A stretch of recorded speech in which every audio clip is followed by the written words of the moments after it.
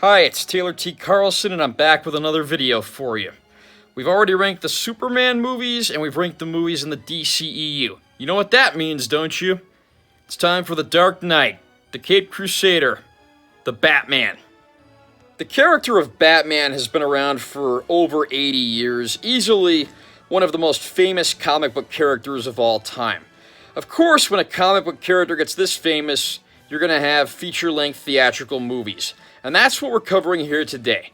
For this list, we are only looking at feature-length theatrical films. We're not looking at things like shorts and the old movie serials. It's just going to be the full-length movies here. I'm also not including films on this list in which the character of Batman is part of an ensemble cast and pretty much has to share top billing with other superheroes. As with any list that I do, these are strictly my opinions only, and yours are bound to vary. You're certainly welcome to discuss that in the comments section below. Just, as always, keep it civil. Let's go ahead and start the countdown.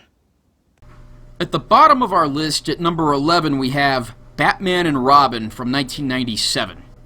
This movie is horribly campy.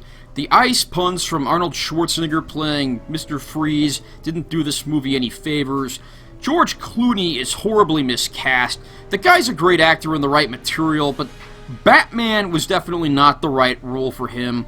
The version of the character Bane here is absolutely terrible, and the one saving grace in this movie is Michael Goff's performance as Alfred, which would definitely be the best of the four he did in this franchise, and that it's integral to the plot.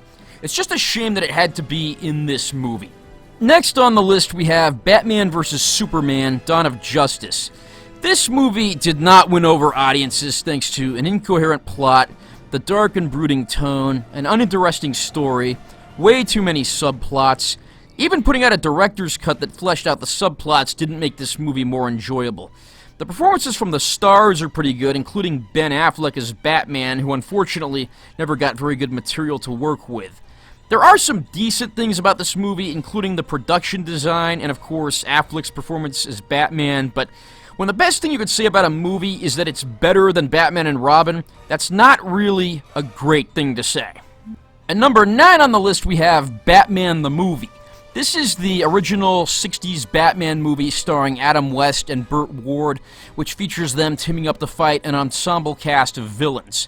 The problem is, even after the first season of this show, the formula was becoming a little stale. This movie is what it is, but unlike Batman and Robin, it's at least deliberately campy. At number 8 on the list, we have Batman Returns. This movie's production design is absolutely gorgeous. You would expect nothing less from a Tim Burton film. Unfortunately, this is not a Batman movie. This is a Tim Burton movie that just happens to have Batman characters in it. He focuses way too much on the villains, and there's really not enough Batman. There are some decent scenes in this film, and actually some pretty good performances, but it just doesn't mesh as well together as it could have. At number 7 on our list, we have Batman Forever. I'm probably going to take a lot of heat for putting this one above Batman Returns, and this gets thrown under the rug with Batman and Robin a lot of the time, but I think it's actually a much better film. There are some problems here, of course. For instance, Jim Carrey is really just being himself in the role of the Riddler, and Two-Face, played here by Tommy Lee Jones, basically feels like a second-rate knockoff of the Joker as played by Jack Nicholson.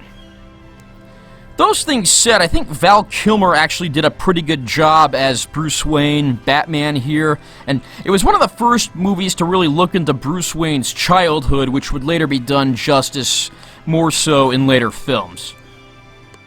At number 6 on our list, we have the Lego Batman movie.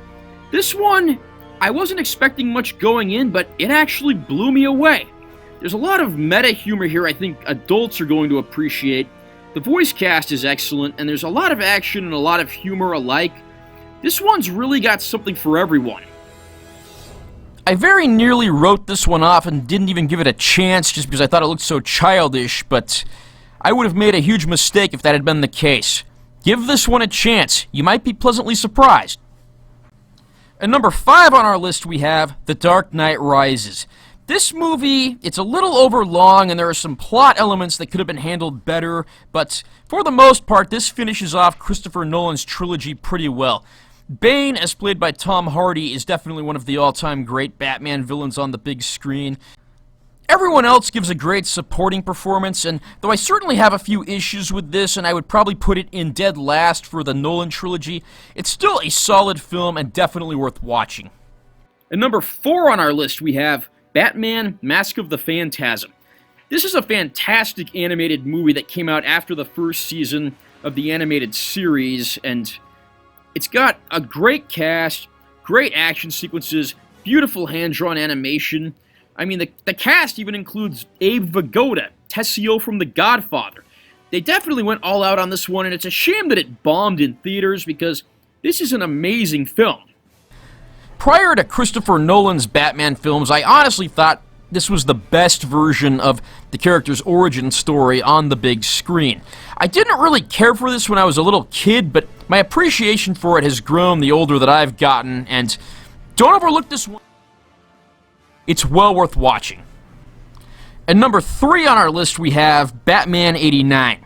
This was the movie that brought us a dark and brooding version of the Caped Crusader on the big screen for the first time. Prior to this, people who watched TV and movies primarily only knew the Adam West version of Batman that was just so campy and dated.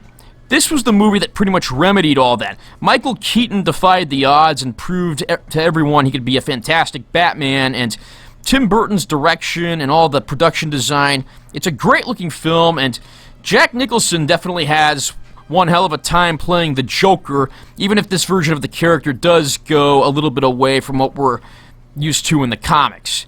This one is dated in a few respects, namely the Prince soundtrack, but it's still a very solid film, and for the most part, it holds up 30 years later. At number 2 on our list, we have Batman Begins. This was the first of 3 films directed by Christopher Nolan. At this point, there had not been a Batman movie on the big screen in 8 years, so this had to be done right, or it might spell doom for the character on the big screen forever. Nolan knocked it out of the park with this one. It made several Best of the Year lists. Christian Bale's performance instantly won over audiences, and the supporting cast includes the likes of Michael Caine as Alfred, Morgan Freeman as Lucius Fox. The list goes on, and everybody in this movie is absolutely great. It's also one of the first real attempts at a thorough origin story movie. And the all-time greatest Batman movie, of course, The Dark Knight. This is the best performance from Christian Bale as Batman. You really get to see him dealing with his own personal crisis. Heath Ledger steals the show as the Joker. Unfortunately, he did not live to see the film completed, but he absolutely owns the character. There are so many things going on in this movie that are done well. Great action sequences. It's not just a great comic book movie, it's a great movie, period. Like I said before, feel free to discuss this in the comments section below. And if you haven't already, hit the like button and go ahead and subscribe to my channel as well. There's going to be more videos on the way in the near future. This has been Taylor T. Carlson, and I will see you next time.